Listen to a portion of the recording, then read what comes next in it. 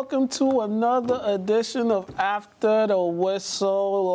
No, this ain't the last day of November. We got a couple more days of November before we hit December and close out the year. One more day. Yeah, I'm all over the place. Friendly reminder, our last show of the year is December 8th. Oh, woo woo! Yeah, December. Birthday time. Yeah, probably remember mine. That's our last show of the year because the guy that makes the show run, he got to take his break. So he's going on his vacation for a week. So last show, December 8th. We might have some guests again. I know y'all loved Ant on the show, so we'll probably have him back. Gonna be some drinks. And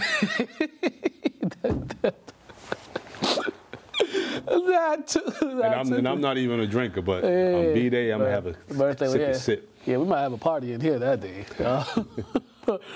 Man, Josh Giddey in the news. Giggity. But the thing about this, right, you don't know the timeline. You don't know the timeline. You don't know if it happened this year. You don't know if this happened when he was in college. My thing is, what's that Andrews, Captain Shade, what's her name? Rebecca Andrews or whatever.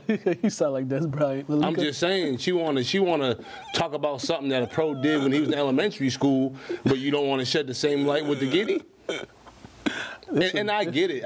She got all type of fever from the jungle, so I get it. But like, you still have to give people the same. Yeah, but there's still some legal stuff they can't. But that don't matter because they be doing it to our people. They be just throwing everything out there. But the whole thing is though, one person did upload a video saying that like he might be able to get off the hook because he met her in a nightclub down there, and that's always slippery because how are you letting underage women still get into the nightclub? That's how you lose licenses. You lose. But you got clubs that do what?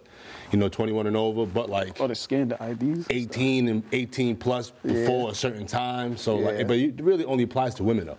Yeah. Like, and also with this. Also, like I said, we don't know when this happened. Did it happen while he was in the league? Did it happen? It had to happen while he was in the league. He was only in America. A year or two ago. I'm just saying, only while he's in the U.S. because he's in the NBA. He was in Australia before that. So that's a tough one. And also, if you lying about your age too, you over here lying about your age. There's also there's a whole bunch of legal stuff that's going on.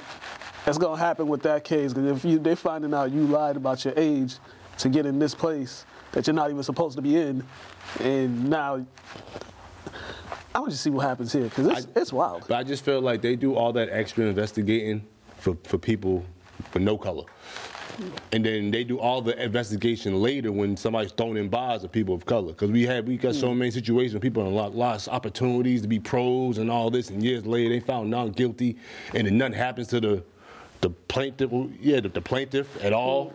You know what I'm saying? They live their life regular, like they didn't accuse somebody and ruin somebody's dreams and $1 million opportunities. What was that dude from Baylor?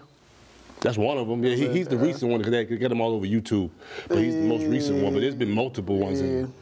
There was another dude. I forget. That's the one that. Yeah, but that's the one that popped up. That's the one that popped up in my head. The dude from Baylor. But yeah, that story's just wild. That story's just wild. And then the last thing I read is that the person involved, their family's not trying to cooperate with the authorities on in this investigation, and it's just like okay.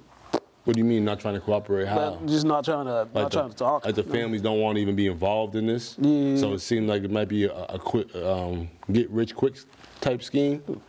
Because my thing is, if the family knows their daughter, is doing stuff, they're gonna try to protect her somewhat. But if they know you out here trying to get rich quick, you ain't gonna embarrass us in front of everybody. So.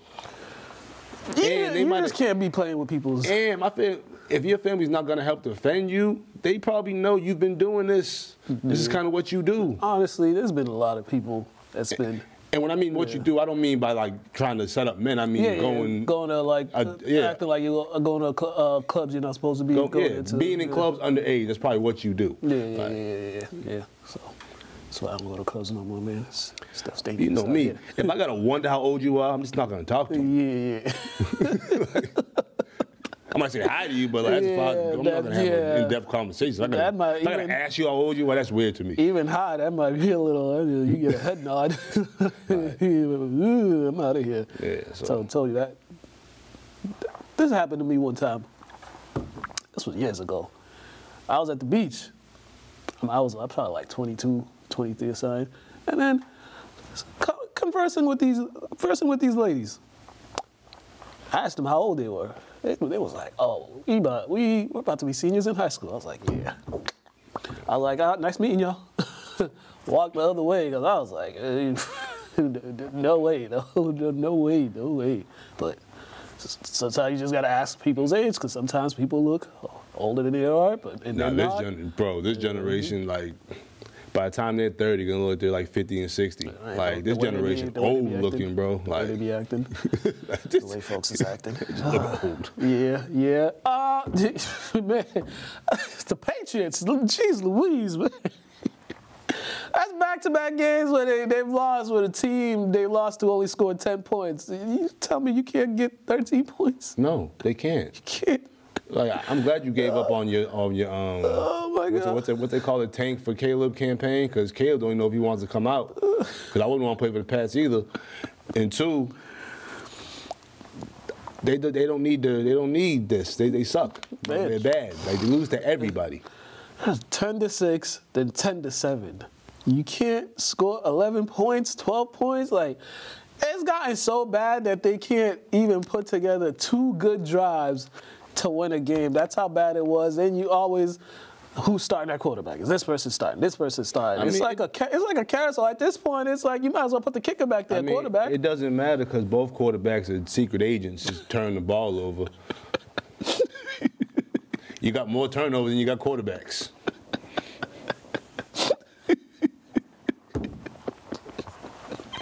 Like how you go? You yank one guy for 2 win totals. You put the other one in, he give you in totals. Like my God, like you might as well put Belichick in there. Was that the Oprah meme? You get an intel, you get an intel, like, you get an intel. God. They lost to a dude named Tommy DeVito. It's like the jokes write themselves for this year's Patriots, and you just gotta laugh because it's kind of like you kind of saw it coming after the first couple games. You're just like, yeah. I'll be honest, they should just ran the ball most of the game. They should just run the ball every time. I mean, they ran the ball 31 times, 147, almost 5 yards per carry. Why are you having Mac throw the ball at all? They need to go to like that the Broncos offense when they had Tebow and they wouldn't let him pass it, but like 2 times. Yeah, but at least Tebow was like a dual threat. So you knew like, damn, he's still going to run and get a couple yards on us regardless because he's a strong runner. But this guy, you know he can only throw the ball. Yeah.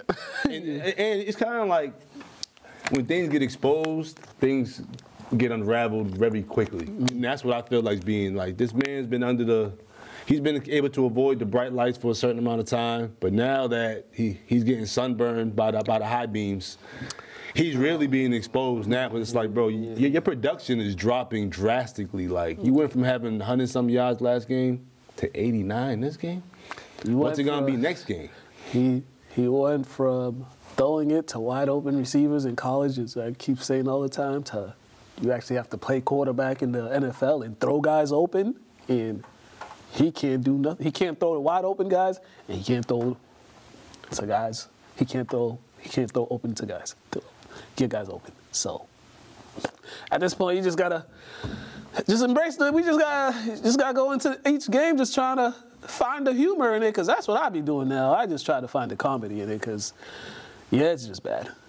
It's just bad, and they ain't got nobody to blame but themselves, because they had a lot of opportunities to get better skilled players in the offseason, but they didn't. So, but when you got how many chips we got? 7 6 Super Bowls, 6? No, yeah, like 10 Super Bowl, like a bunch of Super Bowl appearances. But I thought we got 7 rings. The Pats. I thought Brady got 7. Oh no, he got extra ones. Yeah. All right, so we got like 6. When you're that high on top, when you're on the top as a franchise, like, oh my goodness. You know the bottom of the barrel is destiny. It's destiny. It's destination. At some point, we're going to be the bottom of the barrel franchise. We were at the top for so long. Yeah, it happens. And it's partly because of, the management, and partly because the NFL just wants that to happen. Like, it's just how it goes, man. Hey man. Start preparing for next year. That's all I got.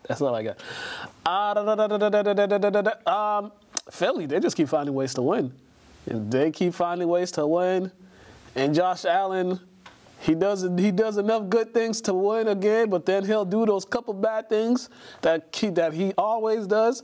Like, for instance, he had an interception, worst time possible to throw an interception. And then in overtime, he had a wide open Gabe Davis.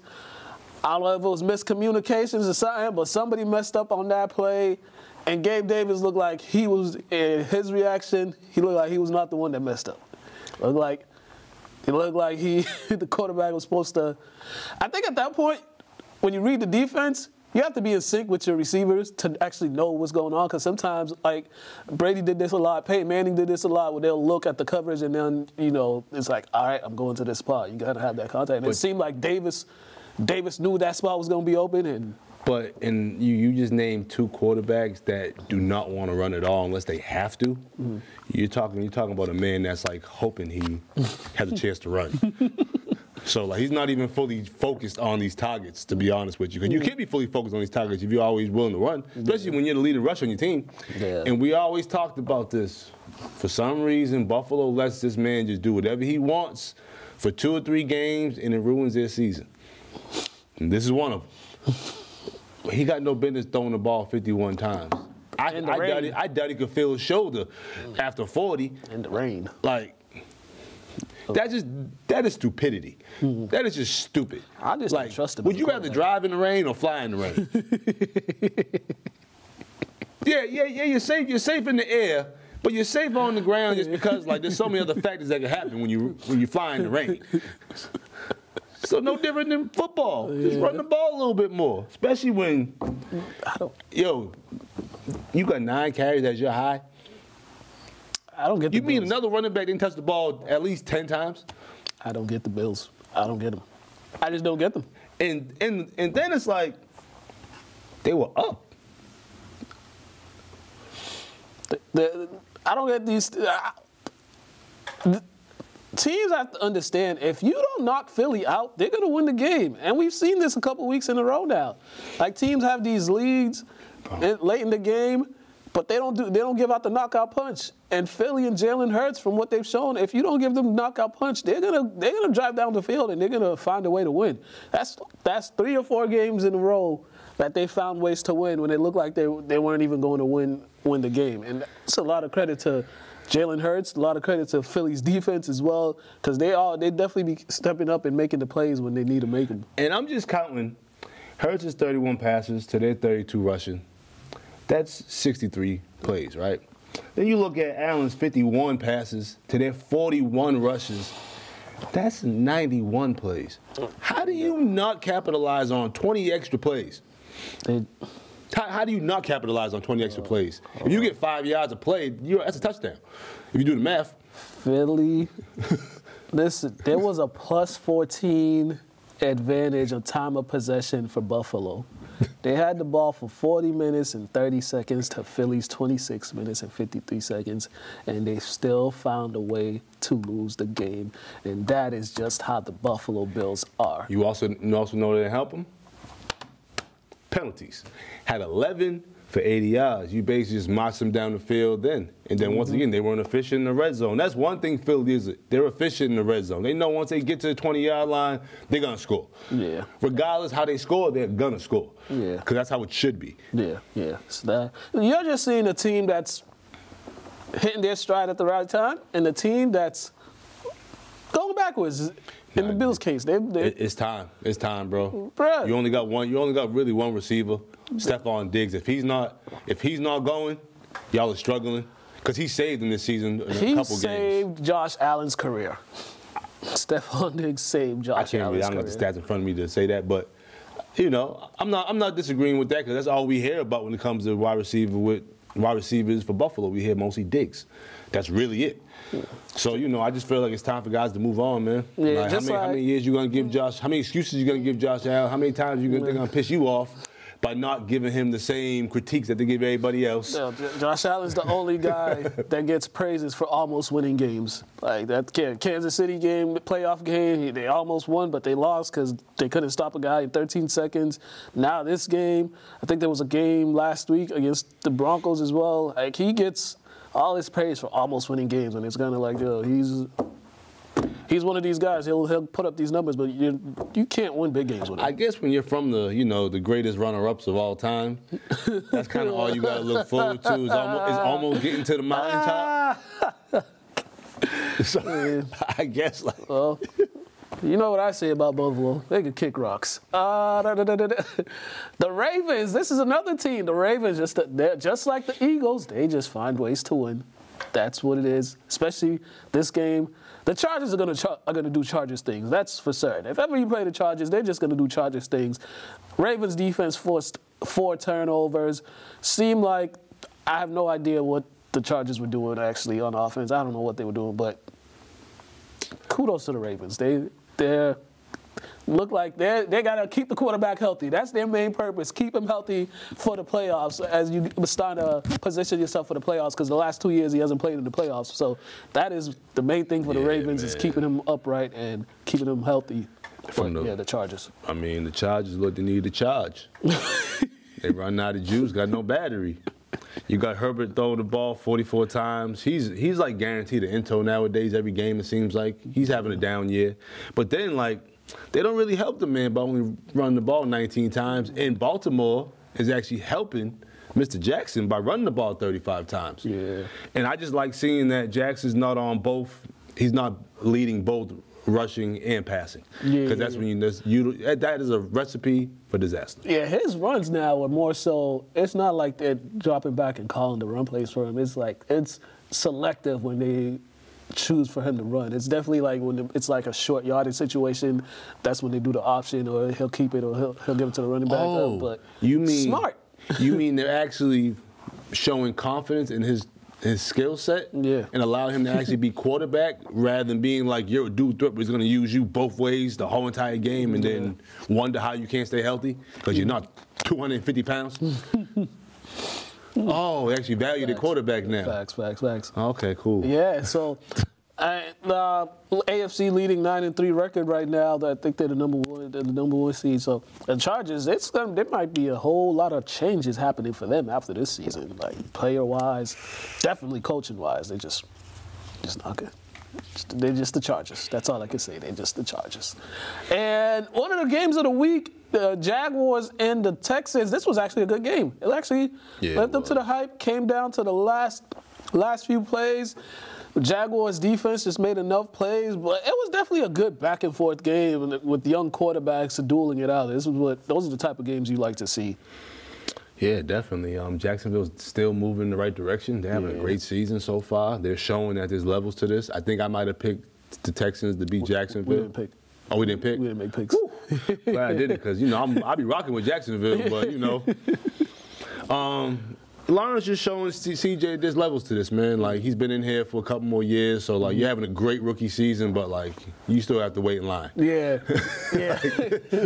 Yeah, you don't want to be like the experienced quarterback getting outplayed by the first-year guy. That's kind of also, something in the back of your mind. But, hey, but CJ, he definitely came out to play. He didn't turn the ball over. He made enough plays. It was just that end of the game, dude. But you don't want was that field goal that thing went? It was a yard. They needed another yard. One thing about these guys in the front offices and these coaches, they get hypnotized by guys with dual threat qualities, and I never want to see a quarterback leading in passing and rushing, unless you're Mike Vick. Because he's the only one that got away with stuff like that. Because the offense was built around him to do those things. With CJ, you sacked 4 times. You know what I mean? You got 6. You can't. Your leading rusher can't have 6 carries, bro. Oh yeah, no. That's wild. Especially being your quarterback, meaning you're not utilizing the rest of your offense, which you've been doing to get you these wins and to put C.J. Stroud in better positions. So they got to go back to the drawing board and go back to what they do well. Yeah, do both. I'm looking at their schedule right now because they're fighting for that wild card spot for the Texans. They got the red hot Broncos coming in. Then they go into the Jets, and they got the Texans, Browns, Titans, and Colts. So I mean, it's not too bad of a schedule. There are some tough games in there, especially going on the road. But yeah, that wild card position in the AFC, there's a few teams fighting for that. They all got 6-5 records and stuff like that. And then lastly, the Colts. I said the Colts. He was at the Colts. The Colts fired him. He went to the Panthers, and the Panthers fired him. Frank Wright got the boot. Only 1 year. Just things weren't going. I don't know. It was just a bad football team. But there was a lot of components that go into them being a bad football team. One, you don't have receivers. Two, you don't have an offensive lineman. You can't protect your young quarterback. You're not scoring points. So, I mean, yeah, some of it you could blame on the head coach, but then you got to look at management too and what they did. You traded away a lot of your draft picks to the Bears to get Bryce Young, and now it's looking like you made the wrong choice for the first quarterback the way C.J. Stroud's playing. But I don't know, maybe if C.J. Stroud was in this situation, it'd probably be the same because there's no receivers for this guy to throw to. So I wonder if these GMs and GMs and owners were put in the same position. Would they fire themselves? They should. Because the band couldn't even finish the season, and like when you're coaching, you're at least allowed to finish out the season to see what you can pull out of these players. Mm-hmm. Then it's not his fault. Like, some of it is play calling, but you got a quarterback that's little. He's little. Like, how tall is he? Like, he looks mini. He looks like Kyler Murray out there. He might be just a little bit taller than Kyler Murray. All right, but he's tall than Kyler Murray, but he's small than Kyler Murray though. Like, he's like a small person. Yeah. Like, he's not really buff. So it's like, once again, you kind of rolling the dice when you draft Alabama quarterbacks. When you draft an Alabama quarterback, you have to see what he doesn't have to see if he could be, that's quality starter in the league, like Hurts. He had a good team, but he didn't have the greatest of wide receivers compared to like Mac Jones, who had all first-round picks. So it's just, personnel. Yeah, personnel. It's tough, like for a rookie quarterback, it's hard. You got, especially when you're running for your life, you're looking like Derek Carr. But also, David too, Carr like, out there. I feel like the Alabama quarterbacks is different because, like I said, they might have more firepower than some years. You know what I mean? Like Tua and Hurts, they're showing that they're quality quarterbacks. Now, did they have more firepower than Mac did?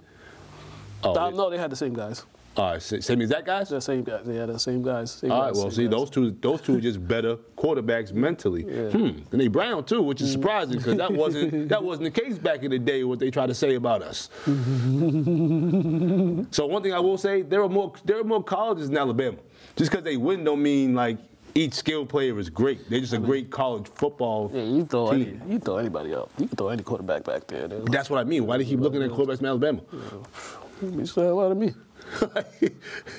Not saying they don't have any quality ones, but like as a whole, there's way better quarterbacks across the board in college football than just Alabama. Yeah. Tough break, Frank Reich, but hey, they're paying you to just sit on the couch. So being a fired head football coach is like. But who wants to get fired though? Nobody, but when you sit there, they're still paying you. You're like, oh. And these owners are like impatient children. Yeah. Impatient only children. And I'm one of those, but I got a little more patience than them. It's like, bro, at least give them 12 months to figure it out. Yeah, help them out a little bit. All right. Okay, so this week we're not going to... The recaps and the previews with Joey and then Bill, those are going to be individual segments you can watch. You can watch on the website and stuff like that. We're not going to have those on this show this week because... Time reasons, a lot of stuff happening today. But we do have an Athletes Corner. We got the Lynn Rams 12U regional champs. They are going to the Nationals down in Florida. So check out this interview we did with them, and then we're gonna come back. Got some stuff to do, and then yeah.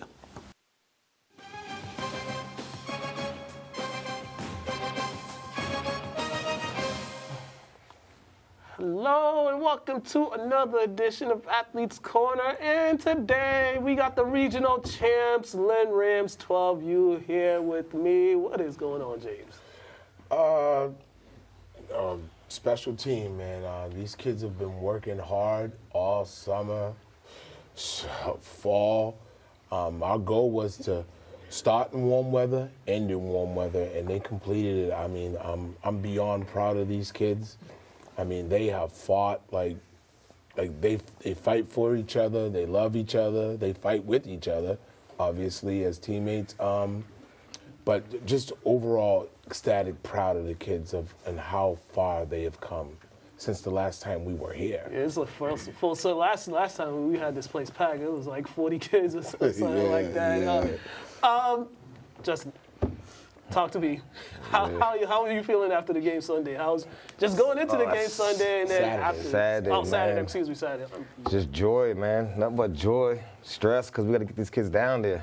You know, trying to push fundraising and stuff to get them down there with the sisters, the 2 cheerleading teams that also made it. Yeah, they'll be here. So they'll be here. We've been working, man. Just happiness, man. Trying to live it. Yeah, man. It was such a. It seems like the season just flies by because, like, one moment you guys are just starting up, and then next moment playoffs is here. Now you guys are in the regional. Did it seem that fast for you guys as it did for me? Yeah. Not for me. I haven't stopped. I don't stop. It's just nonstop for me all year long. It just doesn't stop. So it seems like another day. It just seems like every day we got something to do. Yeah, definitely. Whether it's workouts, no matter what, it just we don't really take a break. Yeah, as coaches, is that just comes with the job? That's just part of the job. It's a 365 day. We might get 1 day off, but for the main part, is that what makes it more? More satisfying that you saw the grind. Yeah, they were committed to it, and now they're a step closer. Definitely, man. Like, I go to bed thinking about it, wake up thinking about it, man. Like, what new we can learn together and stuff like that. I learned from them. As much as they learned from us, I learned from them too. So it pays off. Yeah, James, what was like if there was a turning point in the season, or if there was a point in the season where you were just like, okay, I think they figured it out. I think we're hitting our stride. Was there a point in the season where you? Yeah, week 4, we were down. You were there. They were double winging us to death. They held the ball for the whole half, first half, and damn near all second half, and there was never panic. 2 minutes left. We had no timeouts. We got the ball. We never felt like we were in that we had to hurry up or just to panic. And when you stop panicking, mistakes happen. I felt like they were just ready to go. I think it was more mental toughness than anything, and that for me has been key with them. It's mental toughness because like I know, you panic, you make mistakes. Yeah. You make mistakes, you lose a game, and they didn't panic. They fought through it. So that was big, and we've talked about this before about me and Coach Paul, Justin, and Coach Vinny. We all talked about. Are we going to be mentally tough when it gets down to, like, Saturday's game? That could have easily flip-flopped.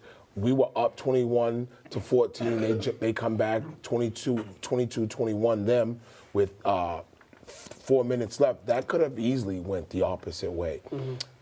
They stayed the course, stayed focused, and for me, that's the biggest part. Like, for me, I want the wins, but if we give 110 and we lose, I can accept that. I can accept mistakes, undisciplined. Like, that will drive me nuts.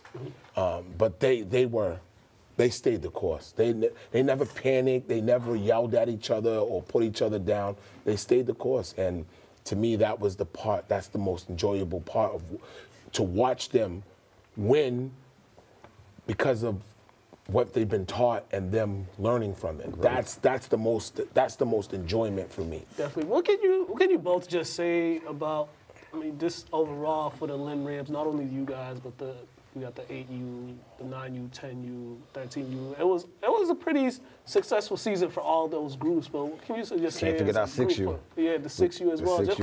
What can you say about the whole Lynn Rams program that you guys were able, that each level was able to have such success this season? The coaches, the kids, the coaches are really, really great with the kids, man.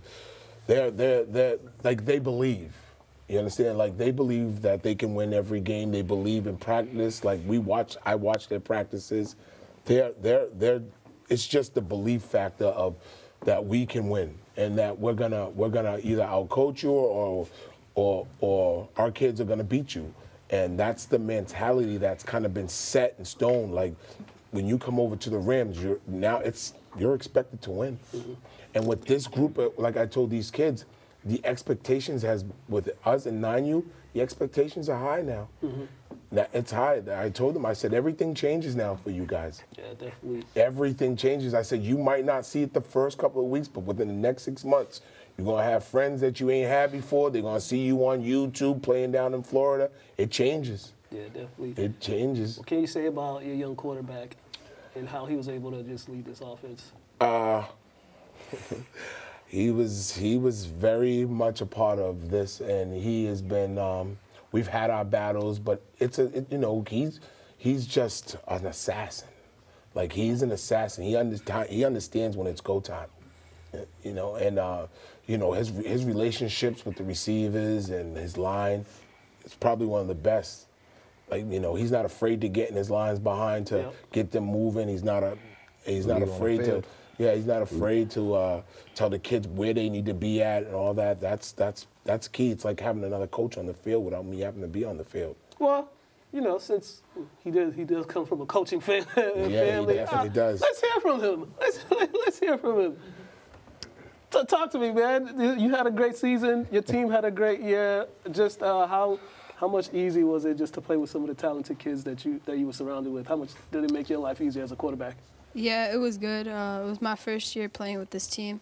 They have a lot of talent, good coaching, people who can make plays, and good discipline. Yeah, was it an adjustment? Was the adjustment easy for you, or was it?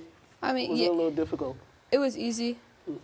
Also, I played spring with them too. Okay. So it was easier. Yeah, definitely. We're gonna pass the mic again. Jaro, my man over here. You had probably one of the biggest plays that I saw in person. You may have others that when I wasn't there, but I forget who it was, but it was like a 90-yarder touchdown. I forget the team that was playing. That was the game I was talking about. That was the game we were at. That was probably one of the biggest play. I need you to walk me through that play and just your feelings afterwards, because you got in that end zone. There was a lot of celebrating in that end zone. So basically, like, when we first ran the play, right, I seen 42 come down, and he was in middle. He was at outside linebacker. He kept coming down to middle. So we ran it the first time. It was incomplete. We had, like, a minute, 50 seconds? Minute 50. Yeah, minute 50. And we ran it again, and then I caught it, and then the safety had came down to me, but he was like this, like, he stopped, and then he tried to hit me, but he missed. So then I just ran, and then actually, I'm in the end zone. I got picked up. Oh, shit. I got picked up in the end zone, but it was a good feeling. Like, I had no doubt, like, that we were gonna win that game. Yeah. And it was like, for me, last season, or in the season before that, like, it wasn't really good for me because I had bad attitude and stuff. But I try to fix that this year.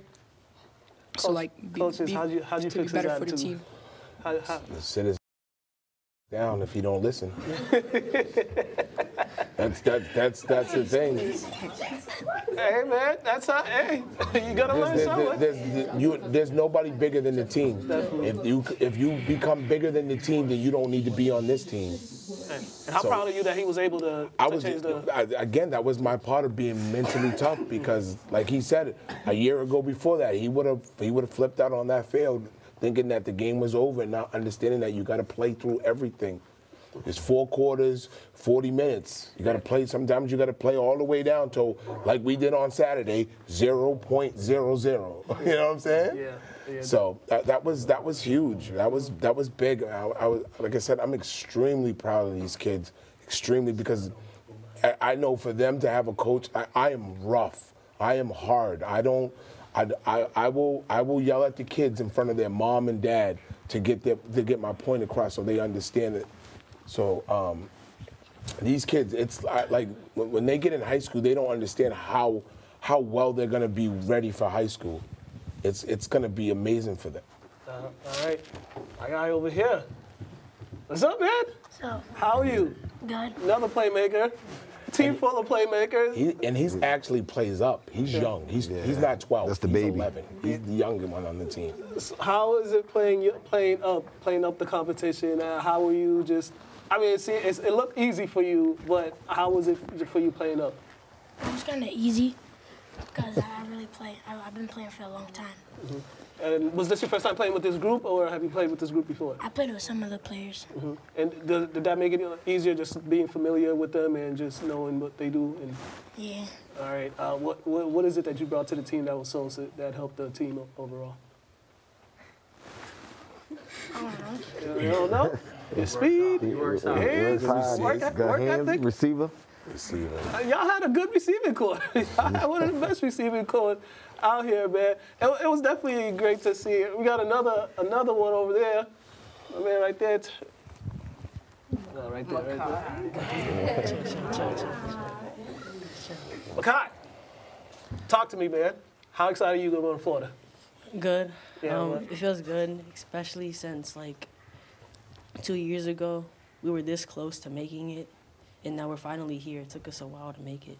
Yeah. How was the feeling on Saturday when Springfield took that lead?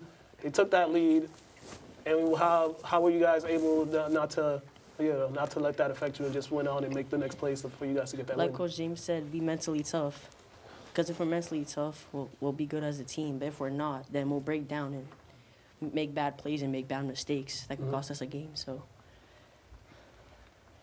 Simple as that. Simple as that. Well, I'd like to get all you the mics, but we don't got that much time. The team does have a GoFundMe going on. Please let the people know about the GoFundMe page. Also let them know when you guys will be playing in Florida, the dates. Okay. We have for Venmo, we have at Lynn Rams YFC. For Cash App, we have Lynn Rams YFC as well. Our first game will be December 4th, I believe it is. December 4th. And the next game would be the 6th. If we win after that, I believe it's the 8th. But we have to be down there next Friday morning. It's because we have to have, they have the sessions where they're going to do the seatings, and then we have check-in the next day.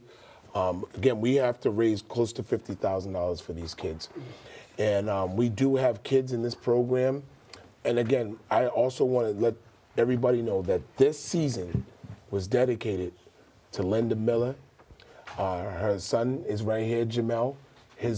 She passed away a week before the season started.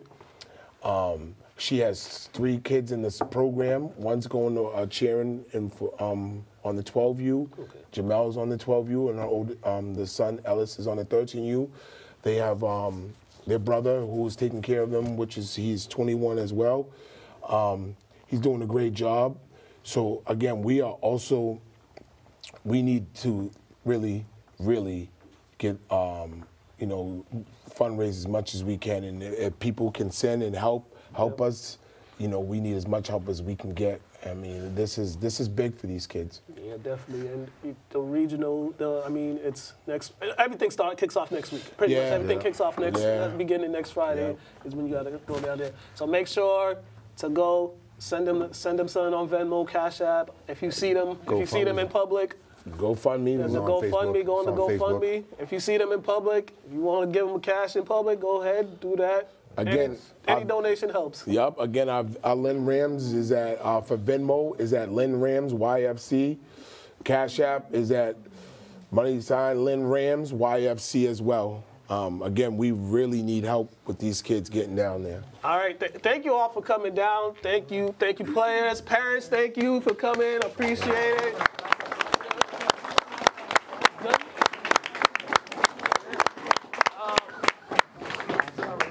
Good luck to everybody. We'll definitely be rooting for y'all. Bring it home. Bring the trophy home, and you guys can come back here with more trophies. And you can have another. That's the goal, man. The goal is to get that big one and the belt that come with it, man. All righty. You guys been watching Athletes Corner. Have a good one.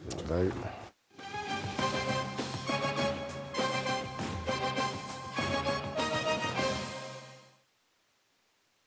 And we are back. Okay, before we get into, let's get into our sports update real quick. Let's start off with some boxing update. There was some fights over the weekend. I didn't watch it because I spent most of the weekend sleeping, but I did see Benavidez. I did see him put a Benavidez. My bad. I did see him. Yeah. And then Charlo beat his brother, right? Yes, he did. Yeah. Jose Benavidez. Yeah. So, what were your thoughts on that fight? I mean, it was expected. Charlo came overweight. Oh. But it was expected. Eating too much of that fried chicken. Fried chicken boy. Yeah. And this was his first fight in a while since that injury. Okay. And we got Ryan Garcia back in the ring. He's coming back in the ring. This Saturday, September the 2nd. Yeah, Joey wanted to come on to talk about that fight, but he couldn't. You know, Joey's a big Ryan Garcia guy. There it is right there. Against Duarte, Mexican kid, strong, has a lot of knockouts. So we'll see what happens this Saturday. He better just have a better showing than the last time we saw him. It was the last time we saw him. Against Gervonta Davis. Yeah, it wasn't his best moment. And then before that, he was YouTubing it. He's going to fight at welterweight, junior welterweight, which is 140 pounds. All right. And then lastly, we got December 9th, Devin Haney. And Regis Prograde. Oh. He's a champion at that. I got Prograde, man. Oh, yeah? No, Louisiana boy. Okay. Who you have, Pedro? Haney. Well, if Haney does win, he need to stop ducking Stevenson. He need to make that fight happen and stop coming up with all these excuses. He had a lot to say after Shakur's fight, so if he wins this one, ain't no reason for him to be ducking the smoke. He better hope he will. But that man's been talking crazy though, saying that Haney he wiped off a loss in his record that he got when he was young out there in Mexico. Then you say you fighting plumbers, electricians and stuff like. I might tune into this one. Oh boy, That boy, he legit. Okay. He's nice. Okay. All right. NBA in-season tournament has been very interesting, entertaining and interesting because a lot of the players were confused by just how the scoring and these margin of victories, how it plays into it. I hate the scoring system. Bro. Yeah, it's just like if you win, you win. That's what it should be. Right. They're trying to make it like FIFA or something like that. They're trying to make it. Yeah, they're trying to make it somewhat Euro-esque. But that stuff shouldn't matter. It really shouldn't. But we do have the teams in there. We've got the quarterfinals teams in there. The Celtics will be taking on the Pacers. Pelicans taking on the Kings. Knicks taking on the Bucks, and the Suns taking on the Lakers. I feel like this in-season tournament. I feel like the team that people might think is gonna win it probably isn't the team that's gonna win it. It'll be a team like people thought that probably wasn't gonna win it. And for me, I'm thinking the Pelicans might win it just because of the randomness of this and also how they've been playing. They've been playing really well too. It would not surprise me if they came out and won it all, just the way they've been playing. I don't know. the Lakers somehow just be kicking ass on Wednesday, Tuesday and Friday. and then I don't know. They be kicking ass out there. I be like, yo, they smacking people in games, season tournaments, and then regular games. It's like, hold on, where the Lakers at? So I don't know. Right, exactly. This is one of those you don't know. But single game elimination, they're trying to get that 500,000, and people's saying, oh, those guys are already rich. They only need that 500,000. It's like, yes, they're rich. But nobody is passing up an opportunity to get more money. Also, too, when you're that rich, you can't just spend all your money like that. You got to invest some of your money. Right. You got to make money off your money. $500,000, you can spend that. Right. You can spend that money now. Hey, now.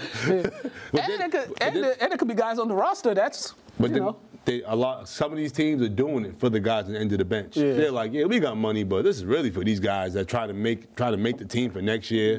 Yeah. Two-way players, guys just trying to stay afloat. Yeah. So it's dope that they're thinking about the whole roster compared to some teams that the top two guys only care about themselves and kind of know the guys at the end of the bench but don't really associate with them. Yeah. I feel this is dope that they actually think about each other. And I think that, so the in-season tournament, overall, it's been good. They just got to change a few things. First of all, the court, them guys just keep slipping. That was my worry because there's so much on the court. Yeah. You know what I mean? Yeah, there was a lot of slipping and stuff like that. And we could do away with the point system. Just You win, you win.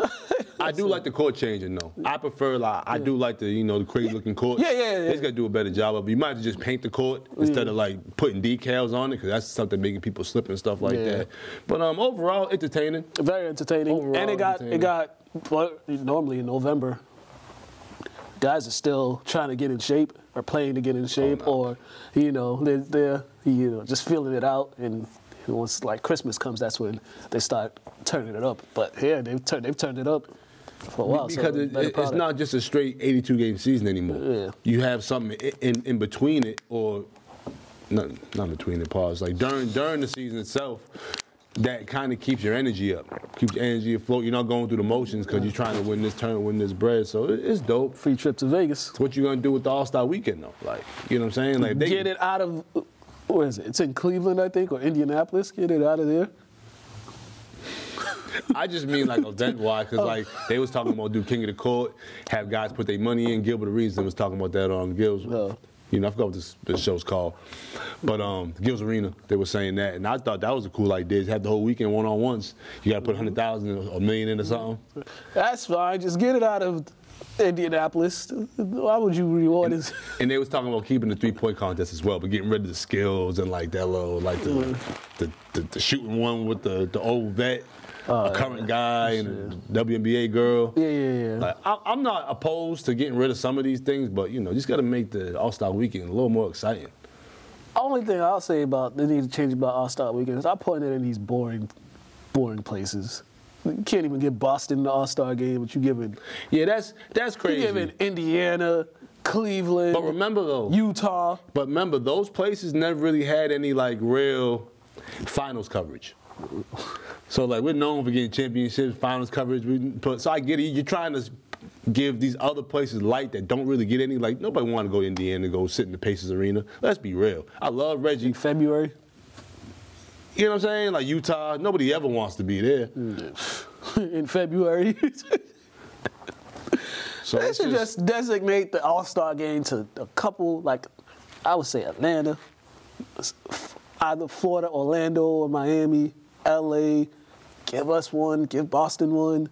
New York. You got to do New York, Chicago. Bro, that's almost every team in every team. I'm saying those are the ones, those type of places. Texas, because they got all that space.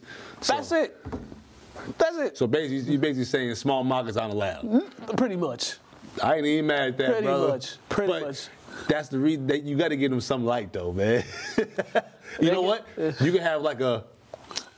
You could have a remote. Like a pre-All-Star situation there. Yeah. They could have something for the guys that didn't make the All-Star game. You could go to over there. Like an NIT game? Yeah, NIT All-Star game. Hey, man, you heard it here. Start an NIT All-Star game. This man's nuts. For the G Leaguers. I mean, that works. Quickly, college football. Man, weekend of it wasn't really upset. It's Michigan. That's 3 in a row against Ohio State. Michigan. Woo, woo. Yeah. Once again, Don't mind my colors. I'm never for Ohio State. Never. It was the running game once again for Michigan that did it for them. They just dominated Ohio State. Alabama, I don't know what Auburn was doing. It was 4th and goal at like the 31-yard line, and all you have to do is, not let anybody get behind you or just play the end zone and. They rushed 2. I don't know what the rest of the 9 defenders were doing, but whatever. So there's that. I think the rankings, the college football rankings just came out. I believe Georgia. Yeah, Georgia's number 1. Michigan's 2. Washington is 3, and Florida State is number 4. Florida State 12-0, but they're going into this. The ACC championship game, they lost their quarterback with the broken leg. So, I mean, if they're still able to pull it off and hold that 4th spot, that'd be good for them. It's just. I mean, they beat Florida. They beat Florida on the ground. Yeah. So hopefully this quarterback can just keep them afloat. Yeah. Washington.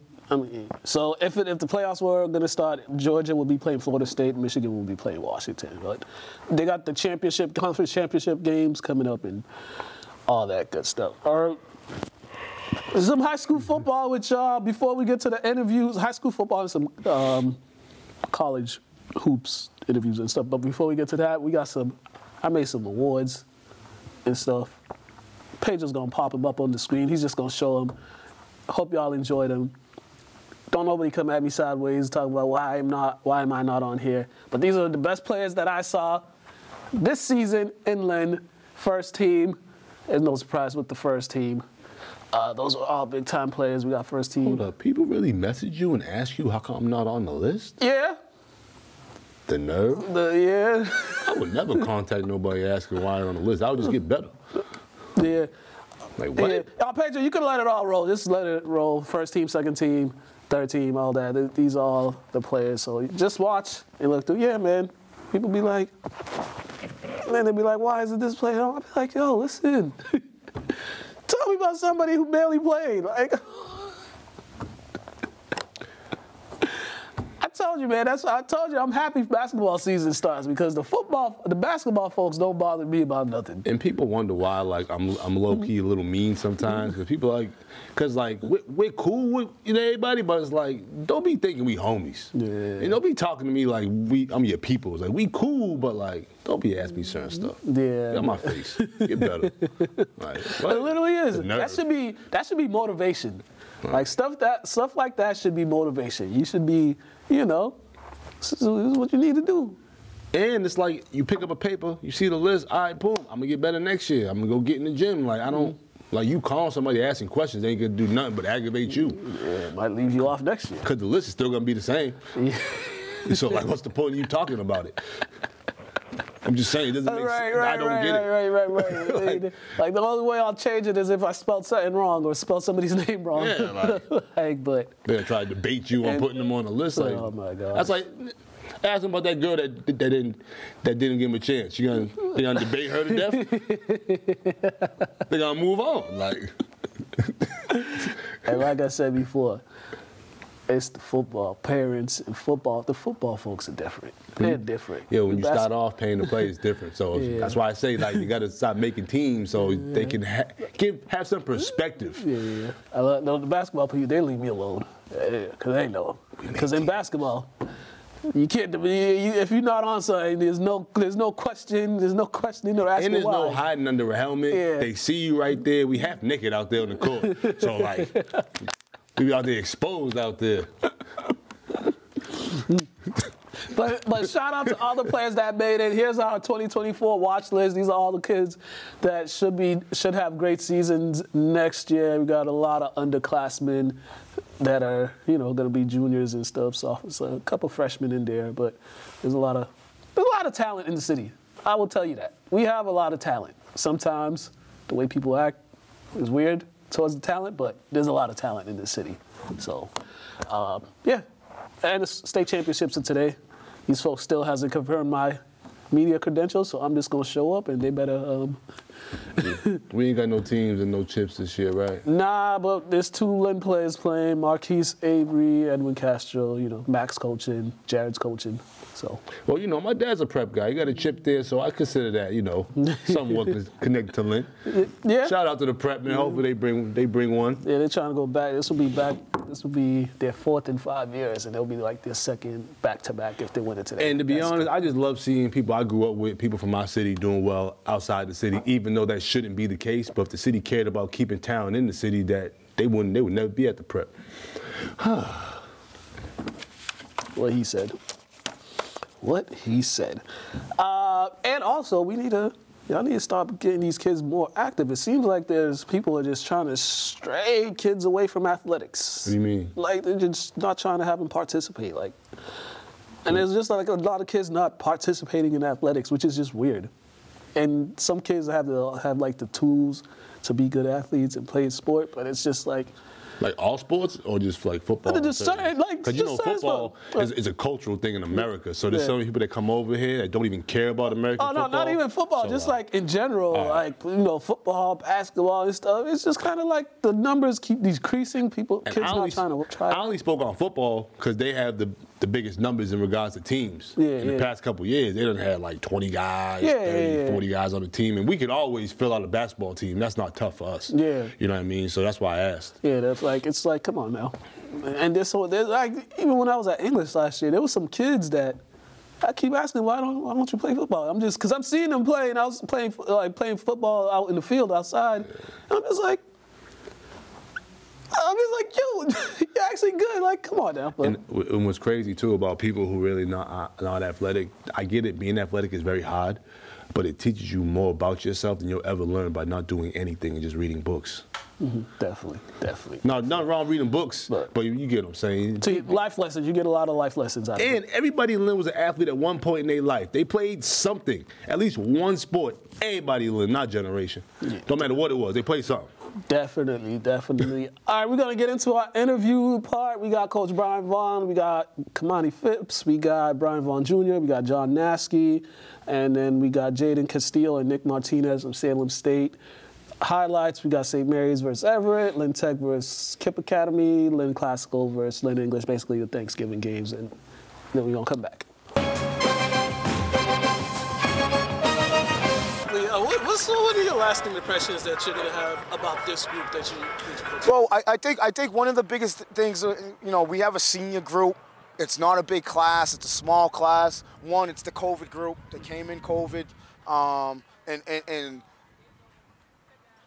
the stuff that they had to overcome, just with the COVID stuff, excuse me, I'm sorry about that. The stuff that they had to come with just with the COVID stuff. And for them to battle through that, because it wasn't easy, it was hard, man. I don't even know if I could have did it. And I think of myself as the tough guy of the tough guys. And I don't even know if I could have did that. But they battled through that. Obviously, the history of my son, that injury of COVID. Then he comes back, has a great year. Then he has that injury that, sitting in the hospital and the doctor's like, hey, you're not going to play sports again. You might not be able to walk in a straight line again. And for him to battle through that and come back and play and run around like the way he's running, it's special, man. Obviously, he's nowhere near where he wants to be yet, but, he'll probably be back to, close to 100% by next fall. But, I'm proud of him for overcoming that. I'm proud of other guys, like my senior leaders, John Naskey.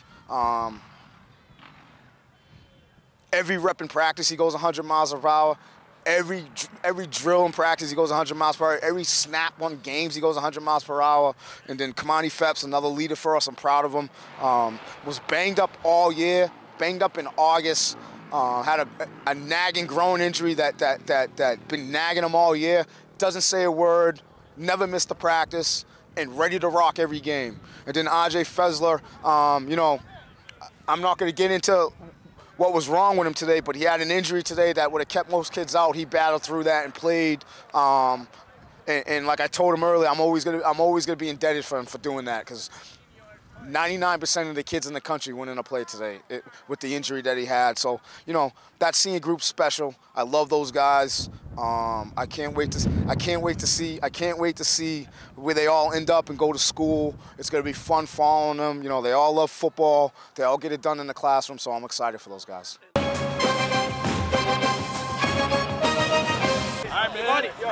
This is it, man. 4 years flying by. What are you thinking about? How are you feeling right now? Well, I'm feeling great. Coming into this week, I knew I was going to run a lot. During practice, we went over new formations, new schemes, and over the week, I just got more excited to, just showcase my running ability again, because it's been forever since I've been able to really do that. And, winning on Thanksgiving is always a great feeling. Unfortunately, the last few haven't gone my way with injuries and just not being able to play to my full potential, and I'm really grateful that I fought through that and I was able to overcome that and play again and start again, play a full season, have an amazing season. I'm just grateful to be here. And what is your lasting memory of this group, playing for your dad, and it's just a lasting memory for you? Just that knee, that victory feeling. He called victory. I just looked at everyone and I was like, yo, I love y'all with all my heart, and it's just amazing to win on Thanksgiving, and it's just amazing to be a part of this team. Yeah. Congratulations on everything, all your success. Come on,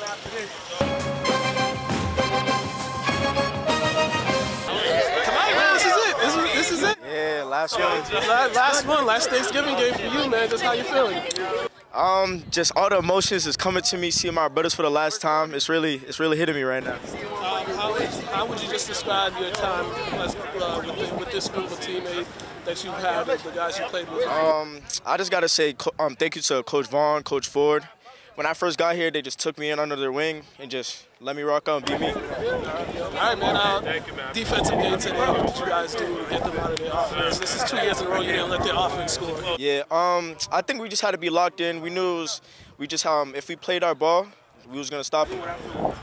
And lastly, what's the most memorable thing you don't remember as your time playing for the Rams? Honestly, it got to be team dinners, just chopping up with your boys, talking about like outside stuff, like just being with your boys. Probably. Congratulations. Thank you, I appreciate you.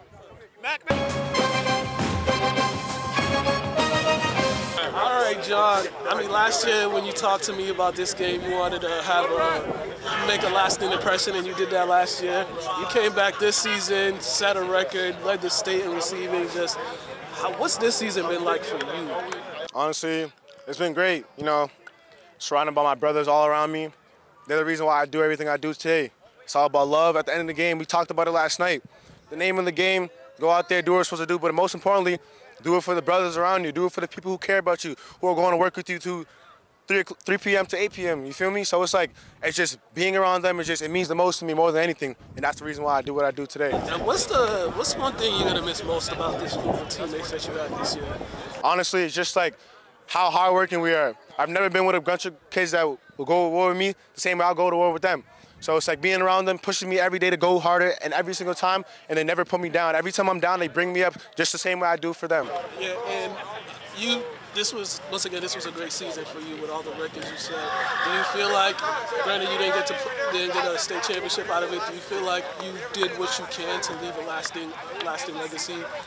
This group yourself, not only yourself, but also this group of seniors that you made. For sure, my goal was to put my team on the map, you know, go out there every day, ball out with my team around me. I feel like, although we didn't go to state champs, that was the original goal, but it's like, I feel like we still balled out as hard as we can. Every game we're going our hardest, no matter what the score was, no matter if we won or lost. It was all about us going out there and doing what we're supposed to do at the end of the day. All right, man. Congratulations on a great career, man. Good luck on the next thing. Appreciate it. God bless you.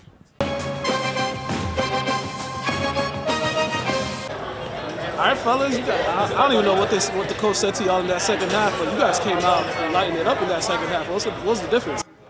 Well, I think for us, we mainly wanted to get our guys in that don't really play a lot. And coach just wanted us to, we just lost like 2 games back-to-back, so coach wants us to really have our foot on the gas and not let up.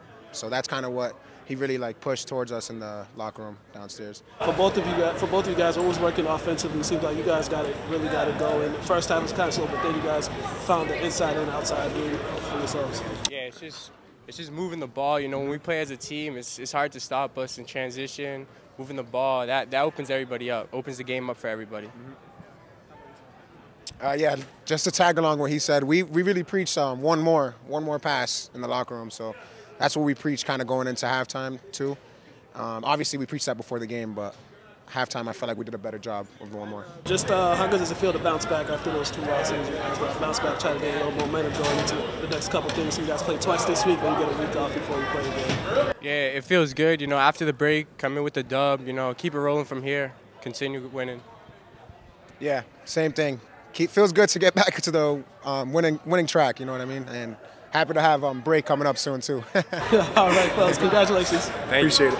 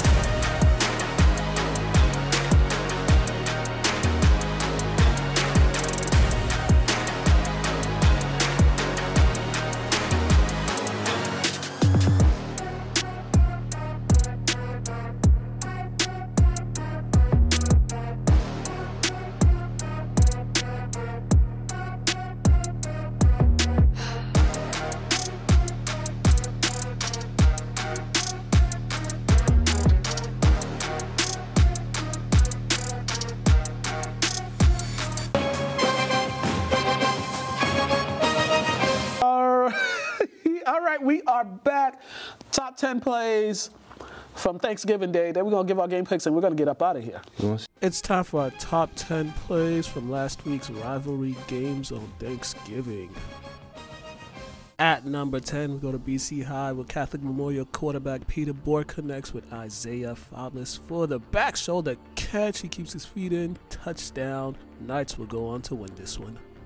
At number 9, we go to Everett Memorial Stadium with Carlos Rodriguez. He throws it to Christian Zamora, and Zamora makes one guy miss, makes two guy miss, makes a third guy miss. He carries 5 to 6 defenders into the end zone for a Crimson touchdown. At number 8, it's Peabody's Alex Silva, who takes the carry, and he finds the seam, and he shows off the speed. Nobody's going to catch him. He goes 60 yards for a Tanners touchdown. Tanners will defeat Saugus. At number 7, we go back to BC High as Catholic Memorial running back Zach Brown. He takes the carry. He goes right up the middle, and then he just sees nothing but daylight, and he goes 75 yards to the house for a Knights touchdown. At number 6, it's a pick 6 by Peabody's Donnie. He picks off Saugus QB, and he takes it 35 yards for a Tanners touchdown. At number 5, once again, it's another pick 6. This time it is from Everett's Jaden Prophet, who reads the pass that floated in the air a little too long. He's got blockers, and he goes about 55 yards for a Crimson touchdown. At number 4, it's Lynn English Bulldogs Shane Knowlton, who got the lone touchdown for the Bulldogs on this 49-yard punt return. He hit the corner, and there was no Ram in sight on his way to the end zone. At number 3, it is Peabody's all-do-it player Eli Batista, who takes the punt, and all he needs is to make one guy miss, and he got the blockers. He hit the corner, and he goes 45 yards to the house, and he called it touchdown Tanners. We go to Manning Field for number 2 as Kip Academy and Lynn Tech battled it out the day before Thanksgiving. And this time on the kickoff, it's Alberto Gerardo, who was very patient. He found the blockers, he hit the corner, and now he's showing off the speed. No Panthers defender is going to catch him. He gets it into the end zone for a Tigers touchdown. Kip would win this one, though. And at number 1, we go back to Everett and St. Mary's defensive back, wide receiver, returner, Devel Pamplin. He takes the kickoff after a Crimson score, and all he needed to do was make one guy miss, and then he shows off the speed as he takes it 90 yards to the house for a Spartans touchdown.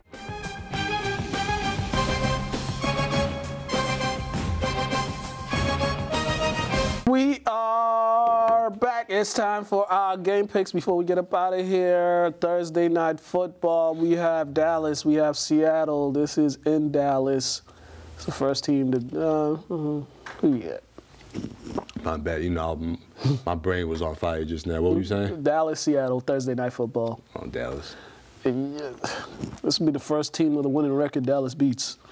I'll go with Dallas. Chargers, Patriots, Colts, Titans. I'm going with the Titans. I'm going with the Colts. They've actually been playing well. Lions, Saints.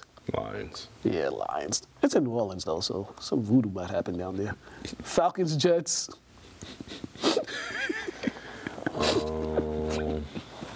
I'm going to go with the Jets.